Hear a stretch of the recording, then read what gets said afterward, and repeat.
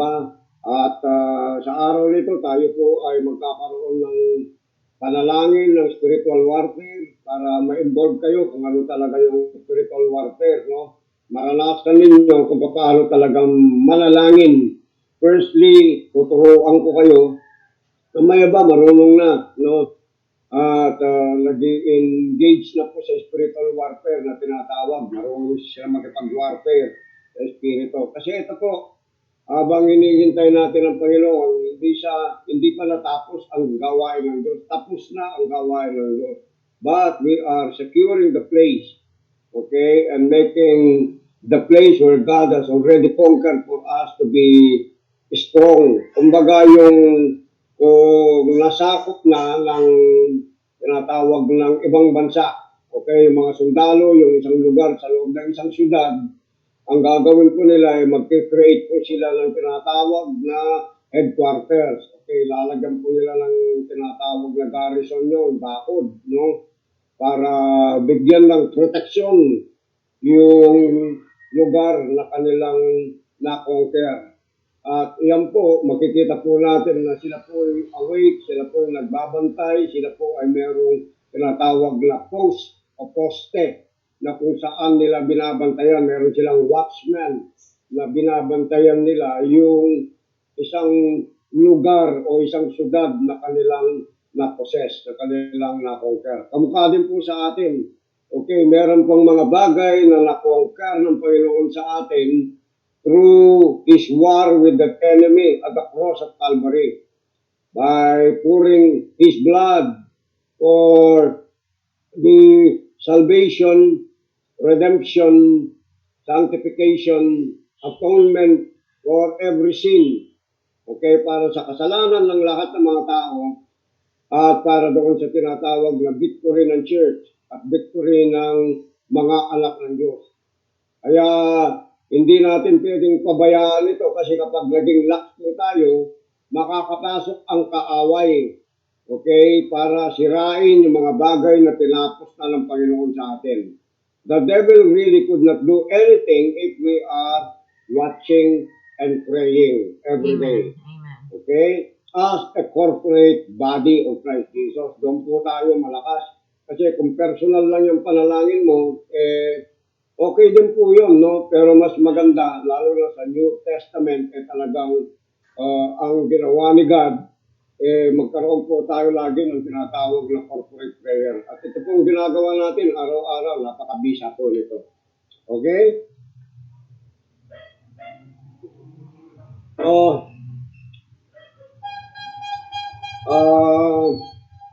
The identity of the church has shifted us into what we call a superposition, where the mind of God rules in prayer. Okay, ulitin ko, no?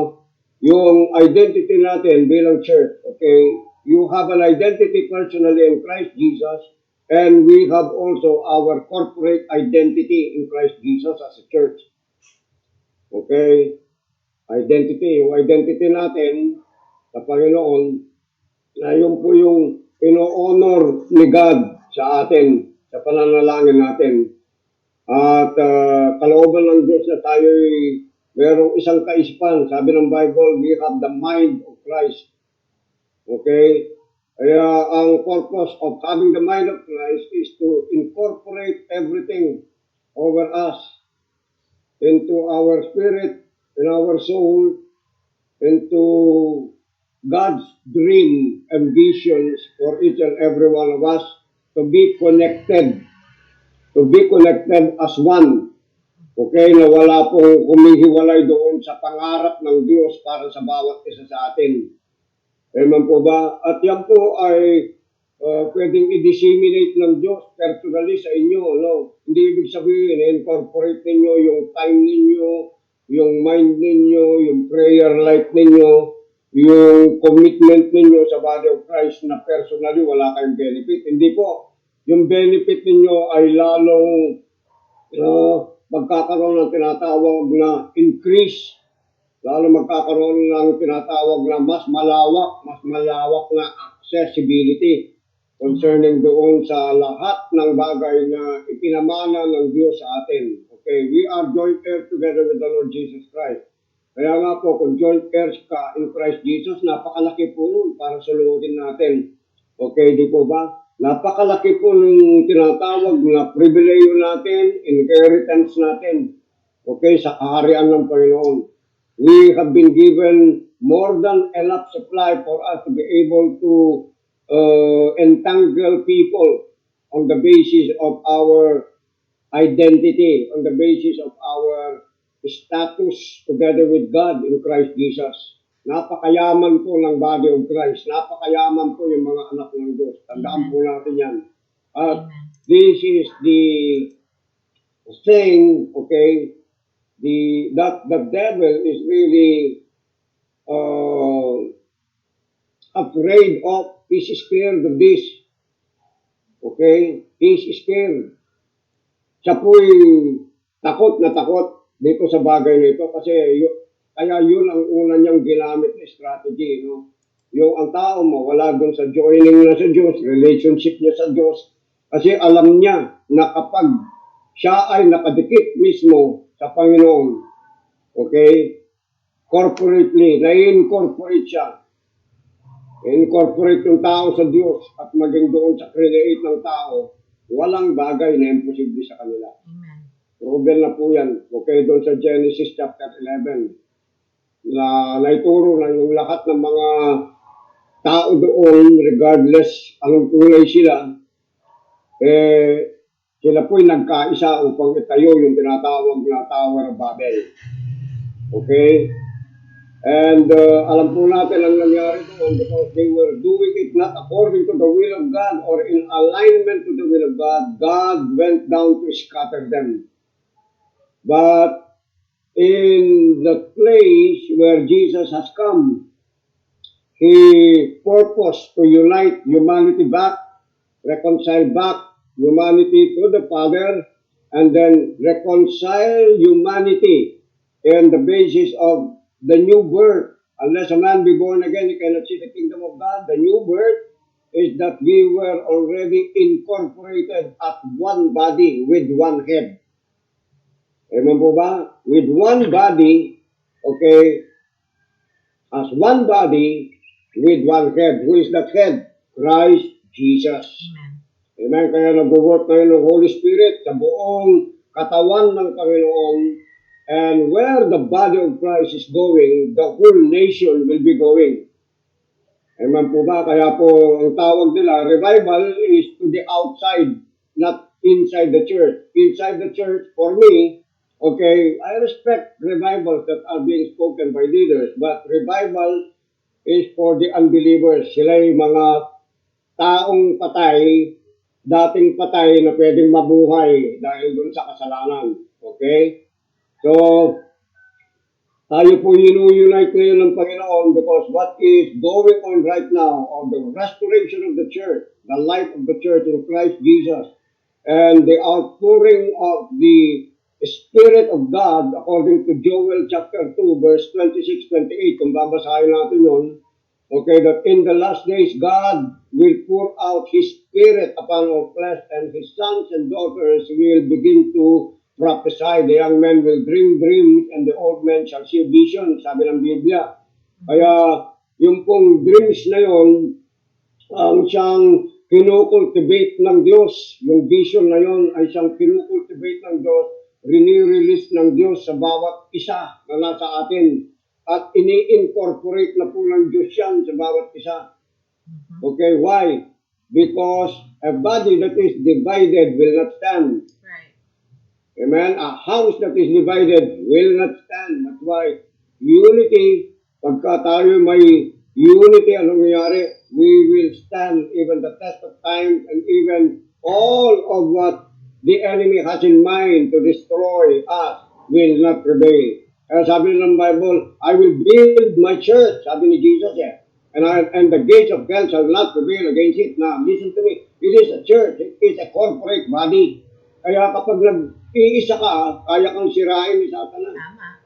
Okay? Pag nag-iisa ka, kaya kang sirain ni Satanas. Katulad ng sinabi ko kahapon, kapag nagkaisa yung mga tupa, kahit meron pang wolf na pumasok, iipitin lang nila. Okay? Ikandot-kandot dyan mo itang wolf, mateya. Makanyan yung power na ng corporate body. Ganyan po ang kapangyarihan ng corporate body ng Panginoon. That you cannot separate yourself together because when Christ thinks about unity, He thinks about it as a married person. Okay, that there is what we call a covenant blood, okay, in the relationship. Nakukuha po ba natin? Covenant blood, involved po yan, no? Kaya si God nakipag-covenant sa atin at ang ginamit niyang seal of the covenant sa atin ay the blood of Jesus. Amen? Para tayo ma-set free tayo doon sa mga lahat ng mga third party, fourth party sa buhay natin. Ano po yun? Yung lahat ng mga idolatry sa buhay natin ay matanggal. There should be no any other God within our hearts, within our soul, apart from Jesus. Okay, the Father, the Son, the Holy Spirit. You have been reconciled back to the Father. The Holy Spirit is now present within the inside of us, revealing Christ Jesus through the Word of God, because Jesus and the Word of God, Father, Son, and the Holy Spirit are one with it. Amen po ba? Amen. So, eto ngayon, ang ginagawa ng Panginoon sa atin, matinding outpouring, no, releasing, okay, hindi lang outpouring of the Holy Spirit, but a command of God from the spirit of prophecy. Okay, the spirit of prophecy, let me repeat it again, I always say this, is the guarantee, the perfect guarantee and warranty in the life of a believer, in the life of the corporate body as the church. We are the church. So, tayo ang nagpupulfill ng prophecy. The prophecies that have been spoken from the past, the ones who are fulfilling it are the people of God involved on the prophetic word of God spoken by God Himself to our forefathers, okay, from the prophets, kings, ministers of God. They were the ones whom God has picked up to be able to release a word of prophecy. Kaya ang prophecy, ito po yung mga nilalakaran natin sa panahon. If the prophecy is being refreshed, okay, from the old to the new covenant, we can walk stronger. We can walk strongly into the places where God is leading us every day. Kaya wala pong magiging panghihina yung mga anak ng Diyos kung tayo po ay laging nakadugtong at tayo po ay nakikinig sa Espiritu ng Panginoon. That's why Jesus always reminds His people sa Israel, ang lagi nyo sinasabi, for those who have ears to hear, let them hear what the Spirit of God is saying to the church today. So, yung mga anak ng Diyos na patuloy na nakikinig, kung ano sinasabi ng Panginoon, personally, if you're praying personally, you have what we call your personal life, your intimacy with God. When you hear what your leaders are saying, okay, within the church, then it is always what we call a confirmation about what God has already said in your life and what God is presently doing. Amen? Walang mahuhuli sa bawat isa sa atin. Yes. Tayo ay sama-samang magta-thrive. Intindihan po ba natin? You will thrive. Okay? Wala ni isa sa inyo, wala ni isa sa atin ang mananatiling mahina, mahirap. Okay? Yung mga bagay na yon ay linilinis na ng Diyos, binuksan ng Diyos sa mga kaisipan ng bawat isa sa atin. Kasi ang mind ng Panginoon sa kanyang church ay patuloy na maging glorious kamukha niya, that we may become like Jesus. Christ in us, the hope of glory. We will become glorious. And God is moving us from that place, from faith to faith, from glory to glory. As we listen to His word, line upon line, precept upon precept, we will see our future, okay, happening in our present daily lives. Yung future natin, nakahanda na po yan. Okay? Ang ginagawa lang po natin is that we are rehearsing God's word. Oh, Okay, nire-reverse natin yung salita ng Diyos na binigay sa atin na may kasamang promise. Okay? Kaya, pag nag-pray po tayo, yung prayer natin should always be associated. Okay? It should always be connected with a promise that has a guarantee and a warranty that we are able to receive whatever God has promised to every one of us when we pray. So, ano ba yung nagagawa ng panalangin? Okay. Ano ba yung nagagawa ng panalangin? Praying according to the will of God. Okay. So, ang purpose ng Panginoon is to help us by the Holy Spirit. And He will disclose it to you and nothing will be hidden from Him.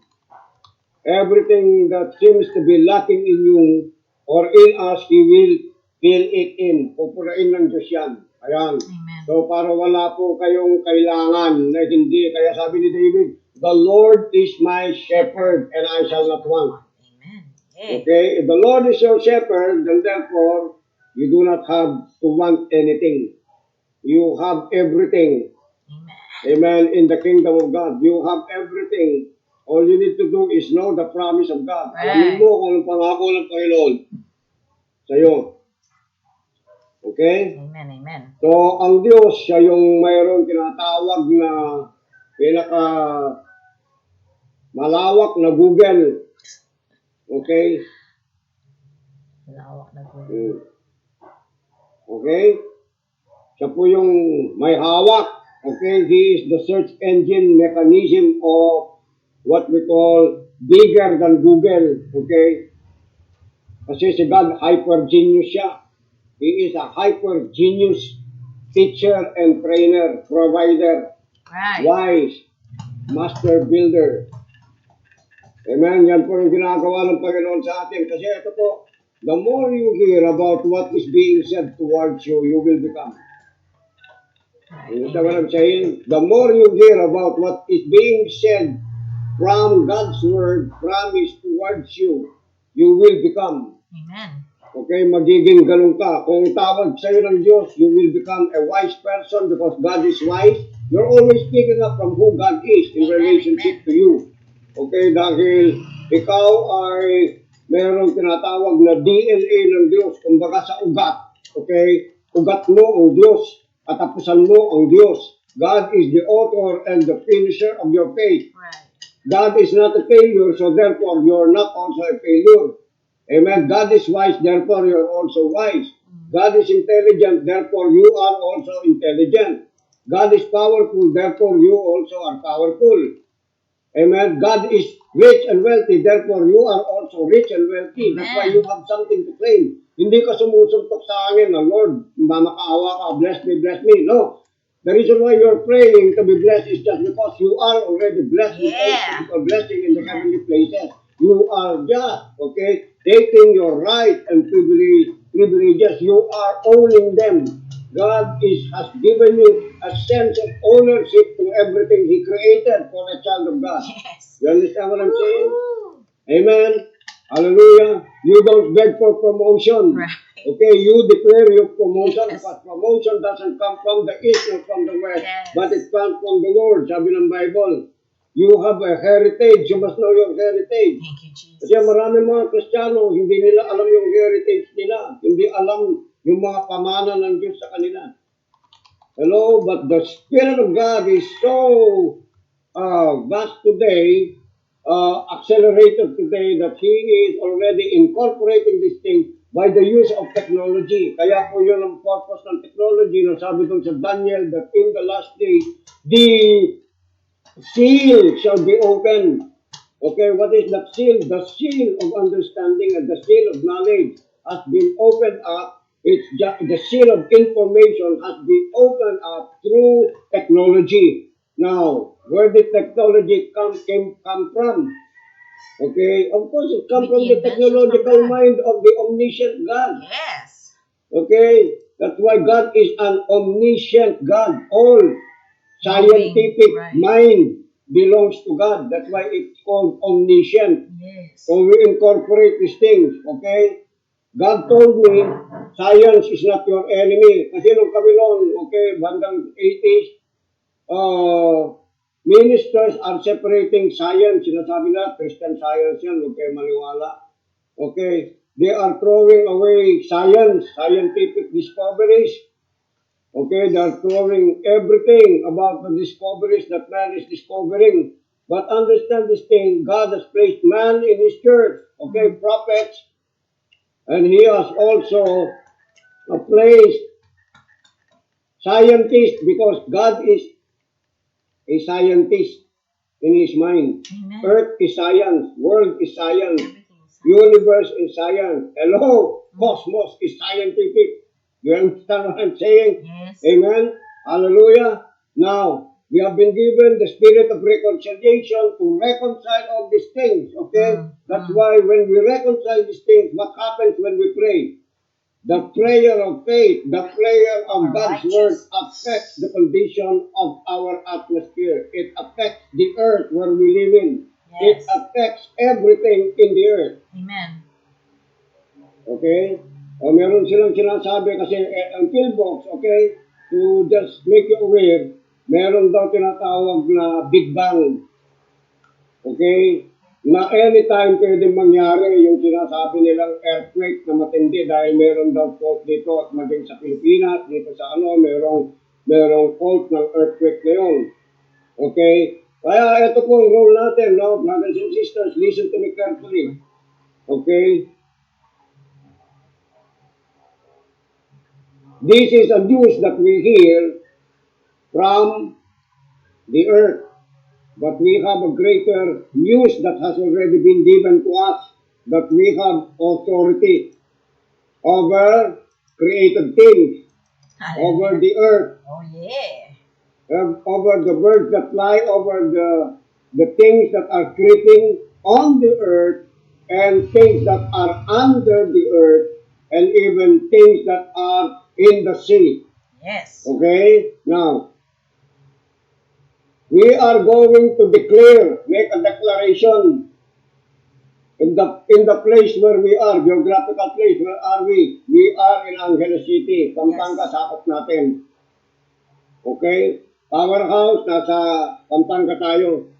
But we could extend our faith as corporate people to our nation Amen. and to the neighboring nations, Amen. where God would quicken our spirit to declare and prophesy, okay, to avert Yeah.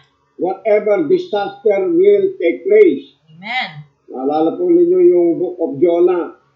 Okay, meron pinapisay si Jonah, sabi niya, eto, ganito ang mangyayari, if you will not repent, sabi niya dun sa hari, pero yun ang word na galing sa Diyos, tumakas po siya, ayaw niya sabihin, kasi ayaw niya na baka mag-repent yung mga tao, hindi mangyari yung prophecy. He will be called as a false prophet. He feared that.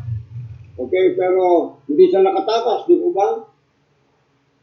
Right. Hello? Yeah. Kinain siya ng pating for 3 days and 3 nights. It's the same thing like when Jesus was in the heart of the earth for 3 days and 3 nights.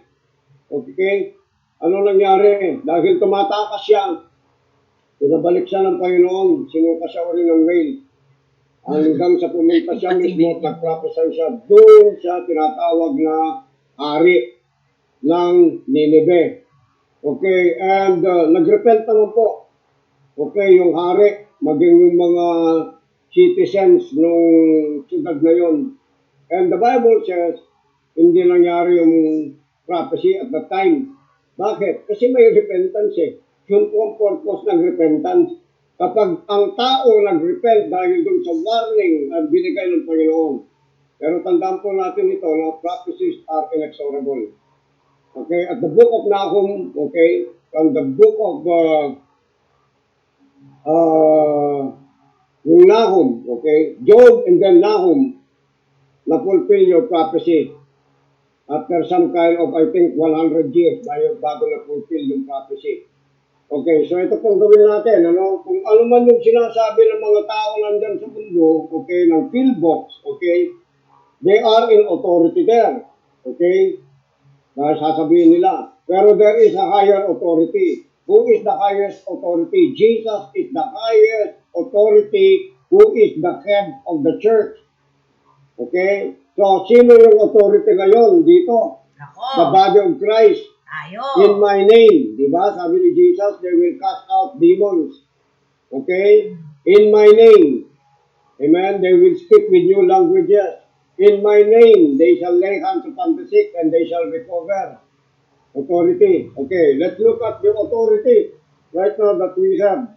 James chapter 5 verse 16.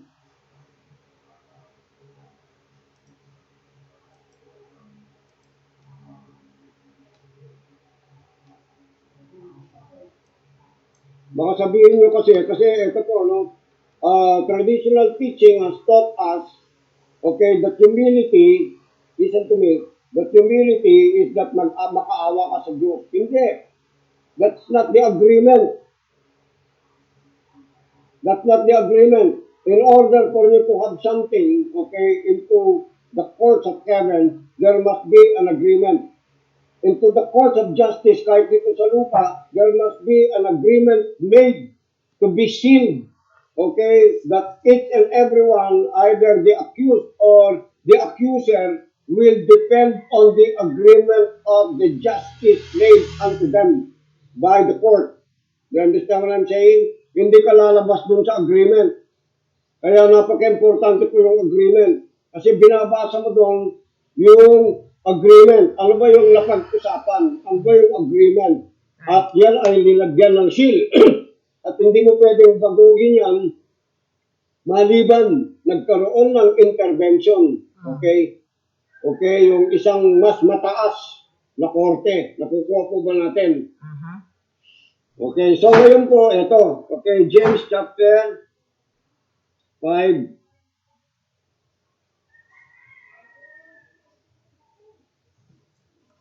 Verse 16. Therefore, confess your sins to anyone, to one another, and pray for one another. You may be healed. The prayer for righteous availeth much. 17. Okay, 17. Tignan po natin ito. Elijah was a man with nature like ours. Old Covenant, Old Testament. Elijah was an Old Testament prophet. Okay? Old Testament prophet. Wala pa si Jesus. He was an Old Testament prophet. He didn't have a regenerated spirit. The Spirit of God was upon him when he prophesied. Was upon him. Okay? He's not within him, but was upon him. He had the nature of a sinner like you and me before when you were not born again. Amen. Hello? Amen. Okay, ano sabi niya? He prayed earnestly that it would not rain. And it did not rain on the land for 3 years and 6 months. Now listen to me. Okay. God placed the authority on him, on his mouth, as a prophet of God, that he controlled, okay, the downpouring of rain for 3 years and 6 months. Hanggat hindi niya rinilis sa bibig niya na magkakaroon ng ulan, hindi umulan. Ganong katindi yung prophetic anointing.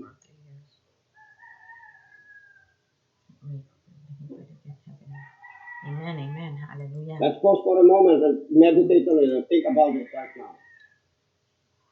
Ganyang katindi yung word na nasa bibig natin ngayon because you are a new creation in Christ Jesus. Kaya nga sabi ng Panginoon, don't be double-minded because if you become double-minded, you become double-tongued. Double-mindedness, okay, will work in here. You're confessing and declaring one thing. Second, you change your confession, it becomes double-minded. Yes. Now, double-minded is an exemplification of what we call a double head. Double head, okay, if you have 2 heads, you're not normal, you're a monster. You understand what I'm saying? But you are not a monster, we only have 1 head. Who's that head? Jesus Christ. Right. So if we have our mind that is unrenewed, what do?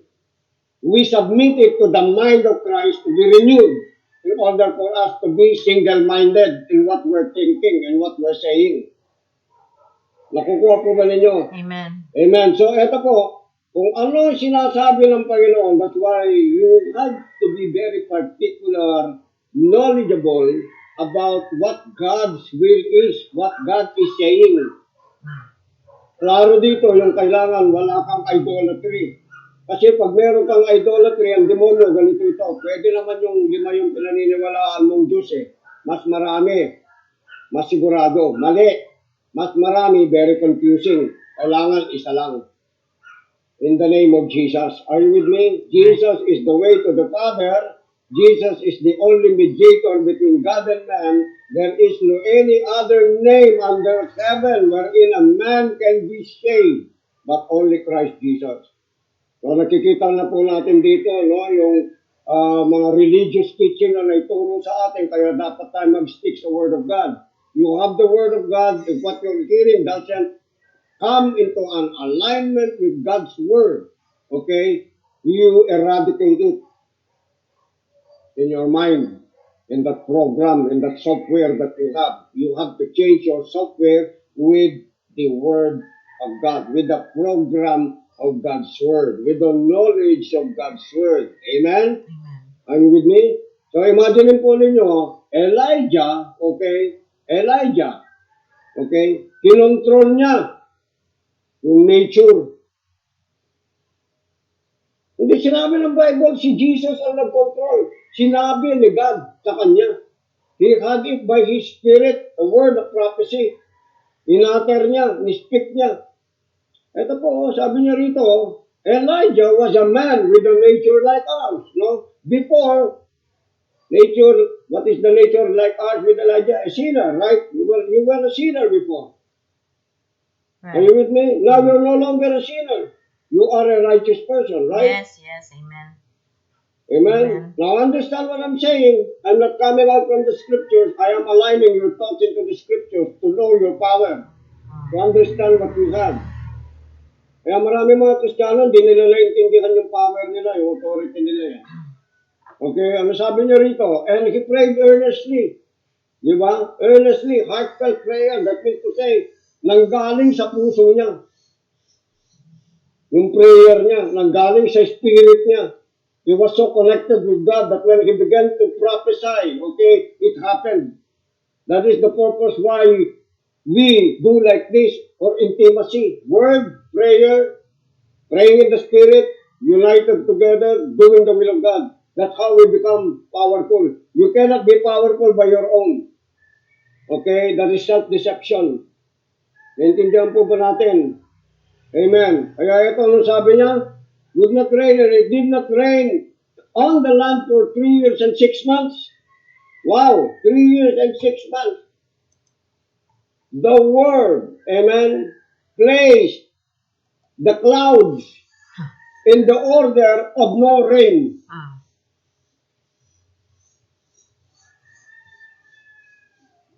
Right. Ang tindi. Woo! Brothers, whatever you don't want in your life, put them in order by your word. You speak the word of God. That's why you have to speak your life into it. You are a life speaking spirit. You are a light prophetic voice of God on the planet, on the earth. Amen. Verse 18, and he prayed again. Sobra na ito, sabi ni Elijah, tuyo na yung lupa. Okay? Kailangan na ng ulan ang lupa. And the heaven gave rain. And the earth produced its fruit. Get nyo? Amen. Amen. Nakuha po ninyo? Hindi po sinabi, God prayed and God answered Himself. No.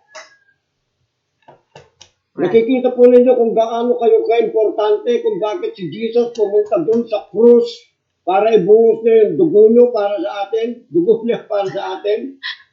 Nakikita po ninyo kung gaano kayo kapangyarihan kung marirestore tayo mismo sa kalooban ng Diyos. Eh si Elijah nga, hindi pa born again eh.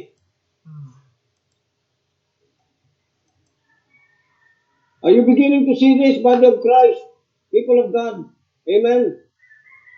Okay, now let's go to Deuteronomy chapter 11. Deuteronomy chapter 11. Makikita natin, okay, from the Old Testament to the New Testament, how these things are being done according to the order of God.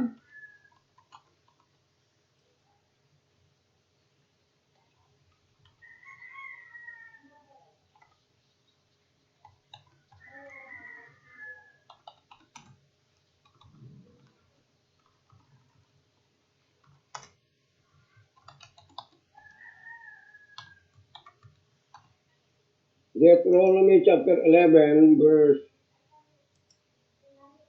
16.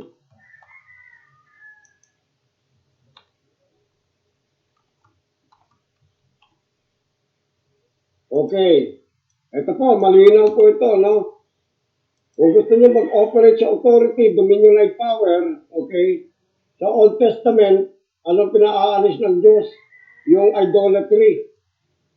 Okay, yung mga idolatry nila na ginawa ng tao. Sa New Testament, idolatry, unrenewed mind. Hello? Yung dependence natin sa self natin, that is idolatry sa atin. God doesn't want us to be depending on ourselves anymore, but totally depending on the Spirit of God within the inside of us. By then, the boldness is complete. Mas matindi ka, mas bold ka kasi hindi ka na nagdedepende sa sarili mo. Right. Hindi ibig sabihin, huwag mong mahalin yung sarili mo, huwag ka magdepende. Okay? Nagdedepende ka, okay, doon sa Holy Spirit na nasa iyo ngayon as a new persona in Christ Jesus. There's a new person living within the inside of you, greater than the former sinner, who is the righteous one, Christ Jesus. Amen? Okay. Now sabi niya rito, take heed to yourself, lest your heart be deceived, and you turn aside and serve other gods and worship them, lest the Lord's anger be aroused against you, and He shut up the heavens. Okay? He shut up the heavens so that there be no rain. Nakita po natin? No rain, no? I'm talking New Testament, Elijah prayed for rain. So, ibig sabihin, mayroong matinding influensya si Elijah to the one who owns the planet. Mm-hmm. Not only, amen, to the one who created it, but to the creation understood the order of authority and dominionate power. Na inilagay ng Diyos ang authority hindi sa creation, kundi doon sa tao na create niya in image and likeness. Are you getting it, brothers and sisters? Amen. That's why the devil could trick a person to get himself an idol. He has, okay, lost his authority and has given it to the idol, to control that idol to control him, in which is not that kind of design and order. The idols do not have authority over men, but men have authority over idols. Did you get it, brothers and sisters? Amen. Amen, amen, amen. Ay, buko mamakbong kening kaya kening. Parang gusto kong pumutok eh. Alam niyo yun? Listen. Listen. God is taking over the Philippines. Amen, amen. Pagmasdan natin, by the year 2022, okay? By the year 2022 onward, Philippines, okay, will come forth as a wealthy nation. Amen. Mark that. Amen. It's coming to pass. Amen. God is replenishing the old government Hallelujah. that they have an idol. Alam niyo yung EDSA movement, that is a false belief, deception. Yellow is deception, idolatry. False shrines are going to crumble down in this last days. They are going to crumble down and Jesus will be exalted within our nation. Amen. Okay? Hallelujah. Religious leaders have been deceiving humanity for generation after generation. Galing pa doon sa panahon ng Israel hanggang ngayon. But God is already pulling down those strongholds. First, in the life of a believer, in the life of the church. Kaya sa church, hindi pwede yung merong idolatry. Amen? Hindi pwede yung merong idolatry. Hindi pwede yung lakas tama tayo sa sarili natin. Kailangan sa Panginoon yung ano natin, pinupunto natin lagi. We get our authority only in Christ Jesus. Others, we do not have. Otherwise, we do not have any authority and dominion and power apart from Jesus. The Bible says that every knee, every name, every tongue shall bow and Yes. shall confess that Jesus is Lord. Philippians chapter 2. Walang pwede maghari sa bansa natin.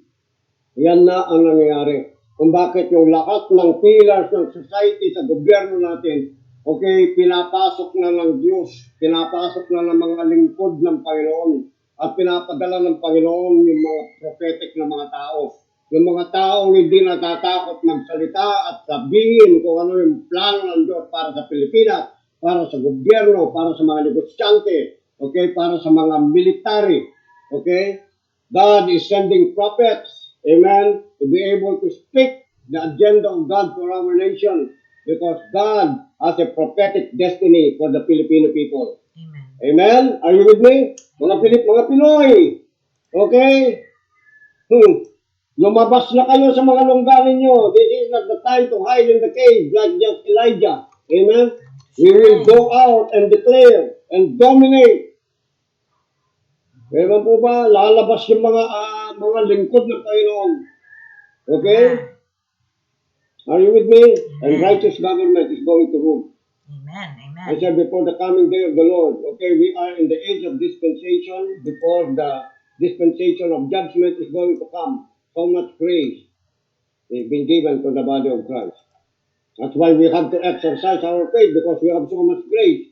Okay? Not the other way around. Not the other way around. Grace people are movers and shakers.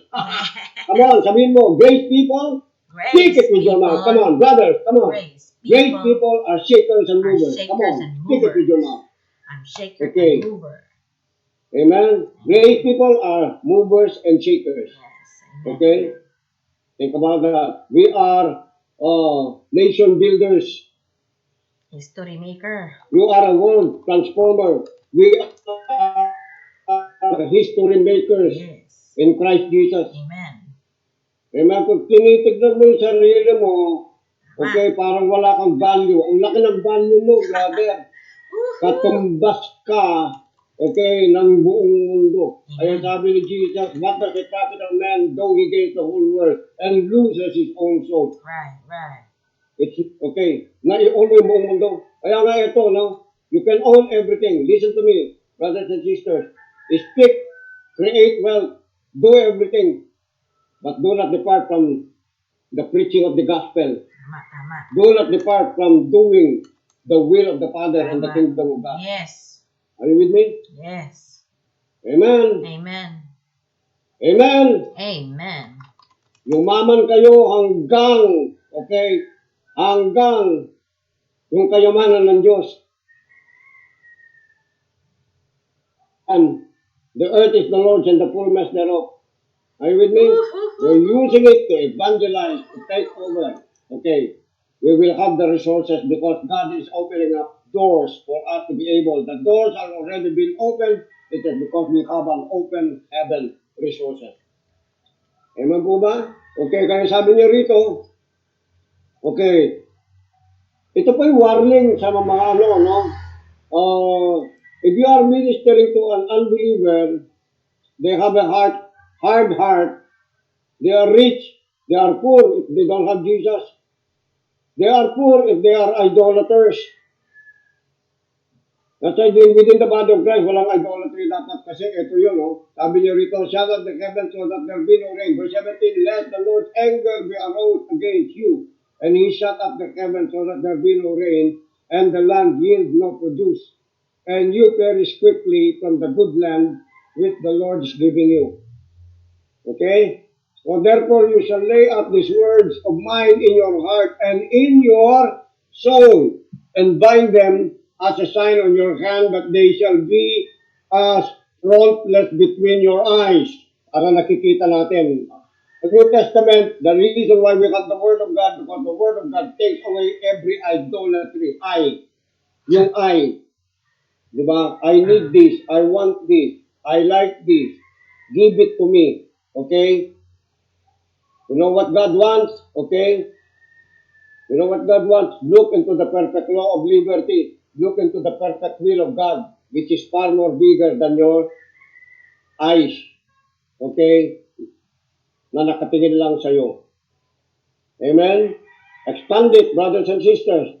Expand it. Amen? Go further. Expand your territory. Right. Expand your influence. Amen. Amen.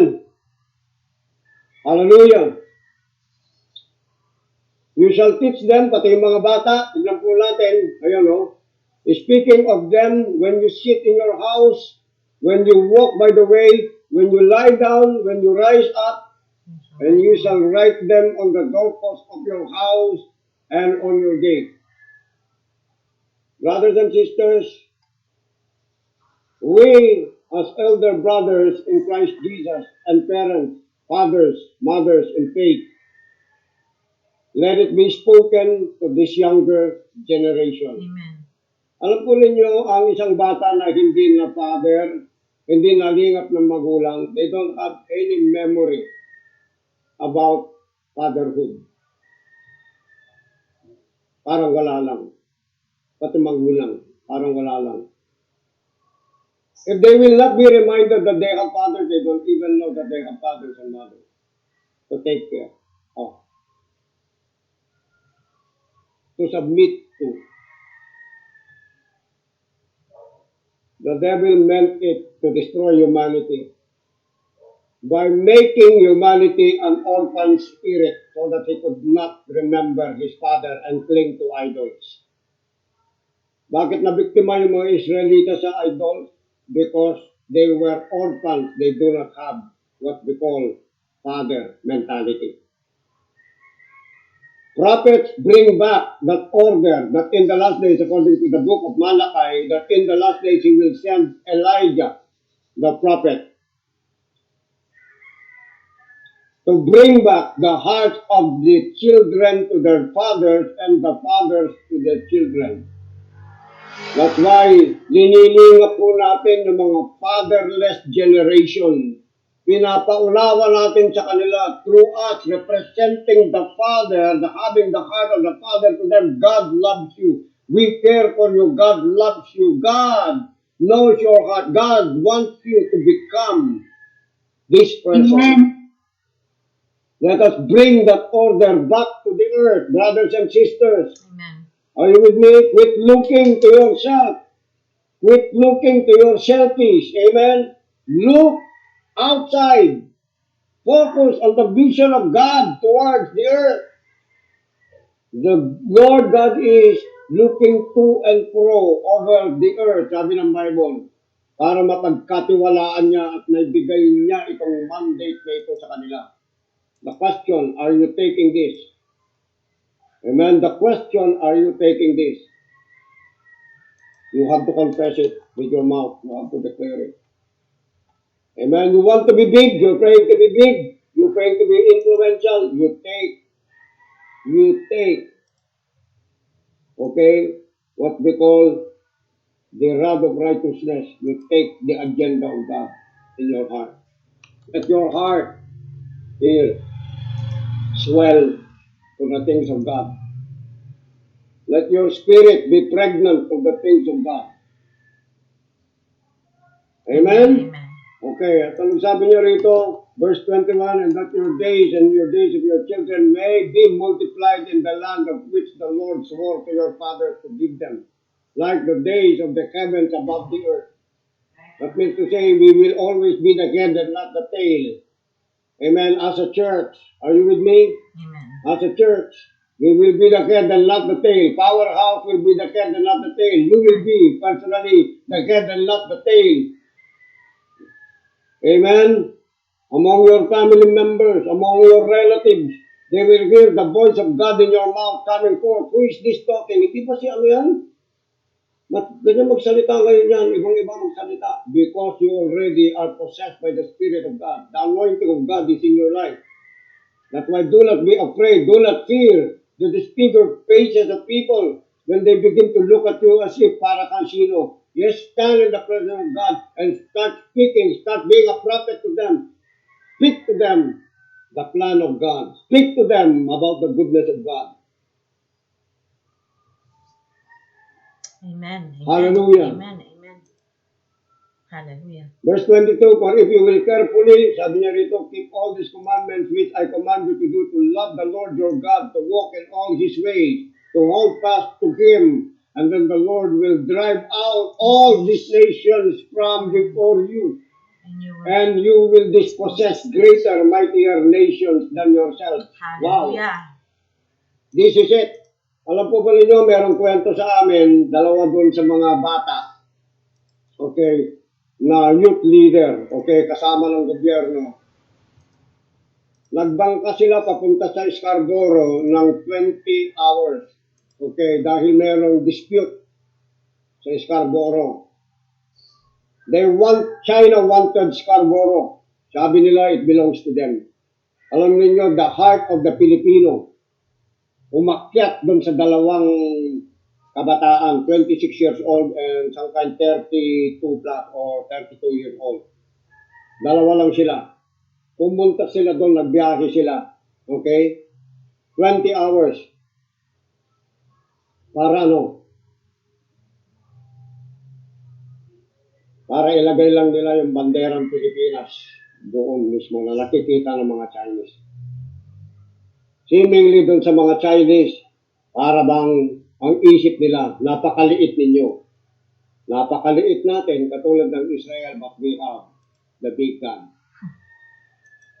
Amen. Filipinos, huwag niyong kahiya yung sarili ninyo dahil mayroong spirito ng Panginoon sa Pilipinas. Amen. Oh, Are you with me? yes. We have the DNA of God. We must stand and take and possess the land that Christ has given to us. Be strong, be courageous, be bold. Amen. Do not fear, sabi ng Panginoon. Kasi matindi na ang ginagawa ng Diyos ngayon sa Pilipinas. Amen.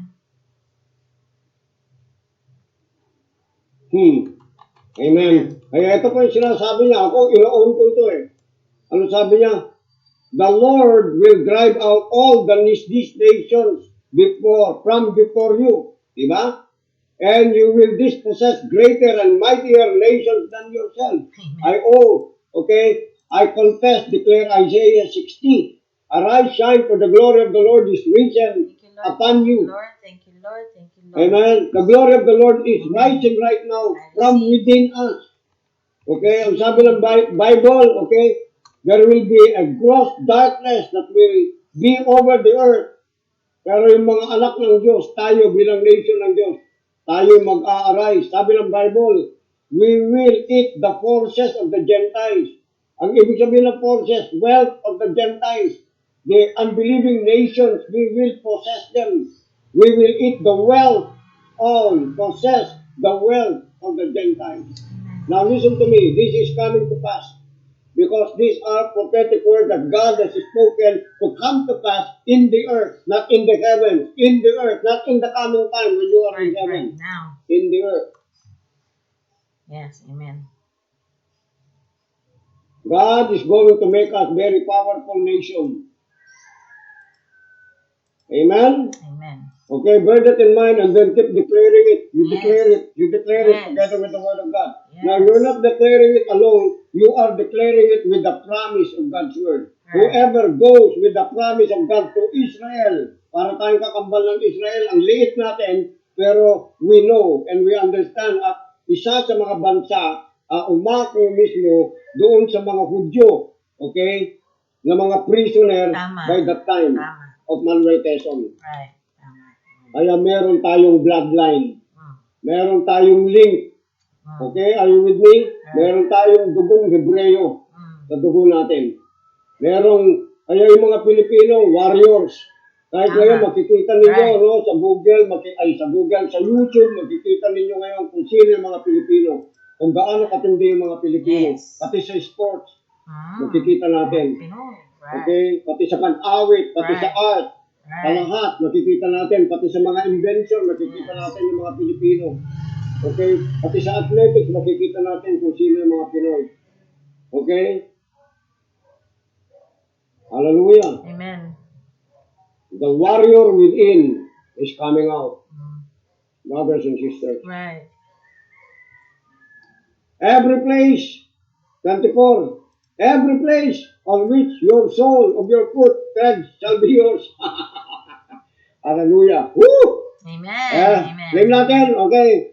Confess it with me. Declare it with me. Hallelujah. Every place Every place on which my soul on which my of my soul of my treads foot treads shall be mine. shall be mine. Hallelujah. Amen. Amen. Okay? From the wilderness, sabi niyo rito, and Lebanon, from the river of Euphrates, even The western to the sea. western sea, No one shall be your able to territory. stand against Western sea, me. western. The Lord my Okay? God will Ipopossess make the natin. Pupunta tayo ng, ayan, meron na palang western. Hindi na nandun sa Amerika. Sa inyo yan, ha? Mga Pinoy kayo, pero nandiyan kayo sa western land. You possess the land over there. Amen? Amen? Amen. You Amen. bring believers there. Amen? You convert them in Christ Jesus. You take the land. Amen? Kaya po merong nag-join sa ano natin, merong gusto mag-support sa atin, yung kapatid ko, yung church nila, sabi daw ng pastor. Amen? Anong pangalan ng church ng brother mo? Powerhouse. I would like to support them. Amen? Sabi niya, magkakaroon daw sila ng church offering para ibigay lang. Kasi nakikita nila yung ginagawa ng Powerhouse sa pag-distribute ng mga goods, ng mga pagkain, pinupuntahan yung mga hirap. Gusto nilang i-enforce yun. Okay? Are you with me? They wanted to even sow their seed to us. Ito yun. Yes, yes. Are you yes. getting this, brothers and Yes, sisters? yes, yes. Kapatid ko. Sinabi niya yun. Okay, and I'm claiming that. We claim that in the name of Jesus. Amen. That more, okay, from the Western world is going to say to us, we wanted to give this to you. We wanted to share our wealth with you. We wanted to buy the truck. We wanted to give you brand new vehicles. Hallelujah. Amen. Come on. Yeah. Amen. Ariin na natin yung mga warehouses dito sa lugar natin. Kasi maraming mga mga goods. Gagawin tayong distributor ng Panginoon para mapakain natin yung mga maraming tao. Amen po ba? Amen. Alam po natin yan. Brothers and sisters. Ano sabi niya rito? Verse 25, no one shall be able to stand against you. The Lord your God will put the dread of you and the fear of you upon all the land where you tread, just as He has said. Ano sabi ng Bible? May takutan lang kaya katamo. May intimidate lang kaya katamo. Dati ang na-intimidate sa foreigner, tayo. Ako nakikita ko ito, Okay? Wala nang pwede mag-intimidate sa atin. Kahit sa misis ko lang, nakikita ko ito, pagkausap niya yung mga taong malalaki ng mga CEO. Okay? Pag mali sila, talagang he tells them to their face. Are you with me? She's not afraid. I believe, hindi dahil sa personalidad niya, but because of the Holy Spirit that is in her. Right. Amen? Right. We are fulfilling prophecy, brothers and Amen, sisters. amen. Are you with me? Yes. Amen? Hello? Amen. Wow. We are fulfilling prophecies. Yes, yes. Amen. Ang sabi niya, 26, behold, I set before you today a blessing and a curse. The blessing, if you obey the commandments of the Lord. Okay? Sabi niya, you go and possess the land. Do not be dormant. Be diligent. Possess the land. Are you with me? Be enthusiastic. Nakuha po ba natin? Huwag uurot-urot. Kailangan, violent faith. Amen. Sabi ng Bible, the kingdom of God suffers violence, and the violent will take it by faith. Kailangan agresibo yung mga anak ng Diyos. Amen? Take what belongs to us. It's in here. It's written. Do you know your heritage? Alam mo yung mana mo. Sinabi ni God, do it. Walk on it. Possess it. Tread on it. Yes. Are you with me? Amen. Yung mga pangarap nyo, ilagay nyo niya sa ano. Kapag wala kayong, may time kayo, mag-pray in the spirit kayo, tapos pumunta kayo sa isang lugar, no? Saan mo ba ako nililid? Gusto ko magkaroon ng lupa dito. Atakan mo yung lupa, pag-pray mo. Amen? Tread on the land. Step on it. Possess it. Just like what we did. Are you with me? If you can do it, you can do it. Amen? Hello? Amen. Yeah. Maghanap kayo ng mga yung mga malalapad na lugar, wag lang sa subdivision. Apakan ninyo. Declare ninyo yung promise, yung inheritance ninyo at possess it in the name of Jesus. Declare mo. Yes. Amen? Ito sabi ng Panginoon, if you obey the commandments of the Lord your God, which I command you today. Okay?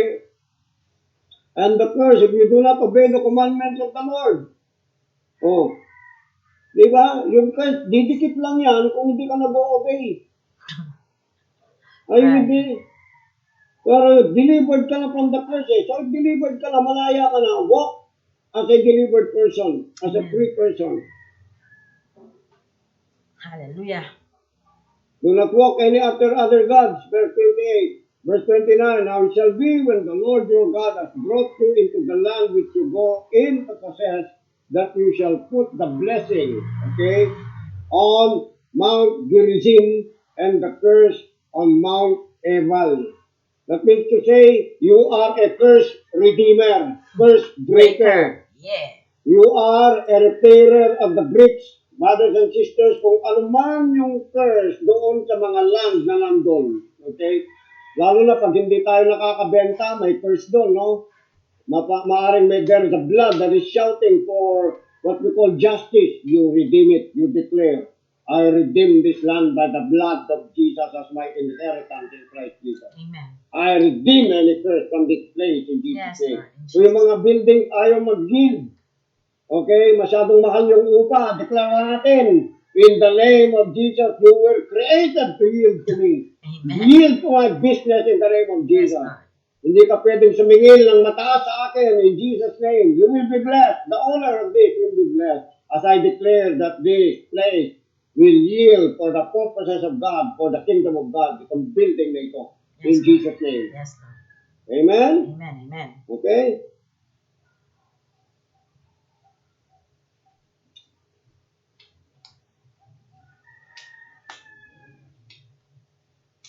And finish. Be careful, sabi niya rito. 32. To observe all the statutes and judgments which I set over you today. What are the statutes of God to you? Good, blessed, favorable. Amen. Understand that? Amen? Ano yung isang warning? Okay, good statutes are all of those things that I mentioned. Blessed, favorable, amen? Wealth, wisdom, the other way around, the warning, do not, okay, have any idols in your life. Amen. Amen. Not the warning. Brothers and sisters, bantayan nyo lang, anything that is excessive is idolatry. Anything that is excessive is idolatry. Nothing is bad in the sight of God. Anything that is excessive is idolatry. Pagka excessive na yan, guard it. Cut it off. Pati sa pagkain po natin, pagka excessive na po yan. Okay? Ano sabi ng Bible? Their God is their belly. Idolatry. Watch it. Watch it. It might kill you. I mean, it's not a curse, but watch it. Okay? Tayo lahat. I'm guarding it. I pray. Amen. For strength for this matter to all of you. Excessive use of whatever has been given to you. Guard yourself that you may not fall into the lust of the flesh, love for the world, lust of the eye, pride of life, arrogance. Guard it. That is idolatry. Watch, women, your control of your mouth towards your husband. If you are controlling your husband too much, okay, na gusto mo sa iyo yung focus, na kayo lagi nasusunod, that is idolatry. Guard it. Cut it off. These are warnings. If you are familiar with me, I'm your brother, or probably I am your father. You are my son, you are my daughter. You may have familiarity with me, but listen to the Spirit of Christ in me. Listen to the anointing that is flowing over my life. Likewise, your leaders, pag nagpa-flow sila sa anointing, listen to them. Amen po ba? Now, have the joy of the Lord today. Thank you, Celebrate. Jesus. Thank you, Jesus. Thank you, Jesus. Thank you, Jesus. Know where you stand. Mm-hmm. You have been given, amen, everything that belongs to you, that pertains unto life and godliness. You have that divine nature, cling to that divine nature. Nothing is more powerful and more stronger than that. It doesn't separate from you. Yes, It is yes, always yes. in you, working with you, for you, around you. Always. Amen. Heed the voice of God. Amen. You hear the voice of God, amen, disobey it. Amen. Amen. God bless you. Amen.